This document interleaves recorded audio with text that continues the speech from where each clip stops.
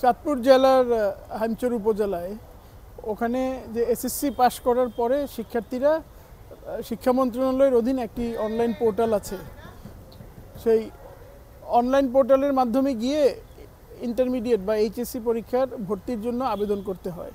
So এই হাইমচর উপজেলায় দেখা গেছে একাধিক শিক্ষার্থী, এটার আসল নাম্বারটা হয়তো 200-র কাছাকাছি হবে, এরা যখন আবেদন করতে গিয়েছে এবং ওই আবেদন করতে হলে প্রথমে অনলাইনে আপনারা জানেন একটা অ্যাকাউন্ট ক্রিয়েট করতে হয়।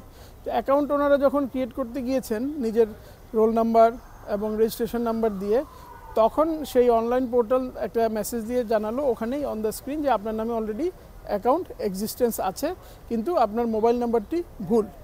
তো এটার অর্থ হলো এই, কে বা কারা এই শিক্ষার্থী অথবা স্টুডেন্টদের আইডি কার্ডগুলো এবং ওনাদের যেই রোল নাম্বার এগুলো তাদের অজান্তে নিয়েই, তাদের পারমিশন ছাড়া বা তাদের অজান্তে ইন্টারমিডিয়েট পরীক্ষায় ভর্তির আবেদন করে ফেলেছে। এখন যেহেতু অলরেডি অ্যাকাউন্ট ক্রিয়েট হয়ে গিয়েছে, এই শিক্ষার্থীগুলো কিন্তু আর নিজের পছন্দ অনুযায়ী অথবা পছন্দ মতো তারা তাদের কলেজ সিলেক্ট করতে পারবে না এবং আবেদনও করতে পারবে না। তো এখানে এদের একটা যে ইন্টারেস্টের অথবা নিজের যে স্বার্থ এবং এদের ভবিষ্যৎ যে এডুকেশনাল ক্যারিয়ার, সেইখানে কিন্তু একটা বড় এই রাইট ইনফ্রিঞ্জমেন্ট হলো।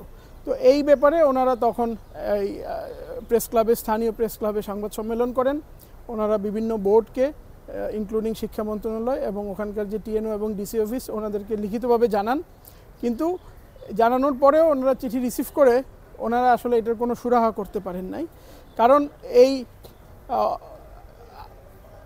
অইচ্ছায় করা, তাদের অগোচরে করা আবেদনগুলো যদি সেন্ট্রাল সার্ভার থেকে, যেটা শিক্ষা মন্ত্রণালয়ের অধীন, ডিলিট না করা হয়, না করা পর্যন্ত তারা কিন্তু আর আবেদন নতুন করে জমা দিতে পারবেন না।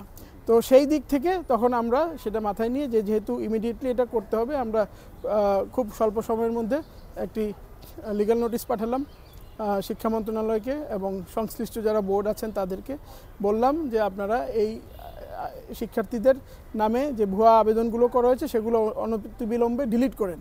বাট ওনাদের যে নিষ্ক্রিয়তা অথবা ওনারা যেহেতু কোনো পদক্ষেপ নেন নাই, তখন আমরা হাইকোর্টে আসতে বাধ্য হয়েছি। এখানে একটা জিনিস উল্লেখযোগ্য যে এই শিক্ষার্থীগুলো কিন্তু সবাই প্রান্তিক, বিভিন্ন গ্রামে গঞ্জে গ্রামের লোকজন, এবং এনারা কিন্তু এই জিনিসগুলো খুব একটা বোঝেন না। তো একটা সময় দেখা গেল যে তারা যে ঢাকায় এসে মামলাটা করবে সেই মিনসটাও তাদের নেই, সেই এফোর্টটাও ওনারা আসলে নেওয়ার সেই সক্ষমতাটা নেই। তো তখন যেহেতু আমি আমার এলাকার লোক, এরা আমার বাড়িতে এসে আমাকে নিজেরাই কাগজপত্র দিয়ে গেছে এবং এর মধ্যে ম্যাক্সিমামই হচ্ছে মহিলা বা মহিলা শিক্ষার্থী, মেয়ে। তো ওনাদের পক্ষে তখন আমি মাননীয় হাইকোর্টে একটি পাবলিক ইন্টারেস্টে মামলা করি।